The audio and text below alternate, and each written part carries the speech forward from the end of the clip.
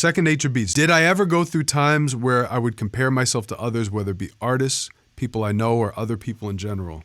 Of course I have. How many people in here struggle from time to time comparing themselves to other people? Be honest in your own mind. Yes, I have. Everybody does that. Yes, from time to time, I do struggle with comparing myself to other people. But you know what? I actually posted on my Instagram about this today. When you're doing that, you're operating at a lower frequency. Let's look on my Instagram right now. I posted a quote about this today that I thought was timely. My buddy Siege posted this. Ready? Comparison is the thief of joy. I'm gonna say it again. This is a quote by Theodore Roosevelt. Comparison is the thief of joy. When we compare ourselves to what others have or simply how they are, we are essentially making ourselves feel downright inadequate and deflated with a low self-esteem to match. How many of you guys needed to hear that right now? Guys, if you ever catch yourself comparing yourself to someone else, you are doing yourself a disservice. Why?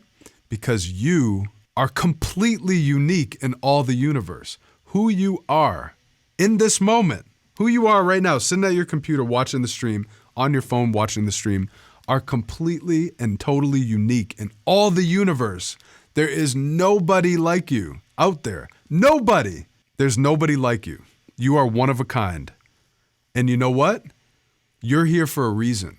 You are here for a reason. There's a reason why you exist. And if you're looking at someone else and you wish you were more like them, or you got the results that they got, or you think that you're not as good as that other person, guess what? That is you actively beating yourself up. For what reason? Why are you comparing yourself to that person and coming to a conclusion that you're not as good as them, or you're not as worthy as them, or they have more than you? Why do you do that? You're just beating yourself up. From time to time, even if we're confident, we can fall into that trap. Don't do that anymore. Don't compare yourself to other people. All it takes is really being aware when you do it and understanding that that's a low frequency activity. It can be an addiction for some people. I have a lot of people tell me about this, that it's a big problem. And everyone talks about this. They go on Instagram and compare themselves to all the people out there. Sometimes you just gotta shut that shit out, find your center, and just be you. Be you. Shine your light. You are unique in all the universe. There is not a single soul out there that is like you. You're the one. That other person, they're them, but you are you. Does that resonate with anyone in here? Yeah, Ultra Supreme Deluxe. I'm too tired to compare myself with others. It saves energy to compare my own metrics with myself. Well, that's the correct way of doing it. Some of you guys might say, oh, I never compare myself to others, but to some level, you do it. To some level, you do it. But what you said is correct. Always look at being a better version of yourself. So improve yourself day by day. Rather than being more like some standard or some person, work at improving yourself every day and being the best version of yourself that you can be. Chandler Jet, I like that you said this because this is how I use it.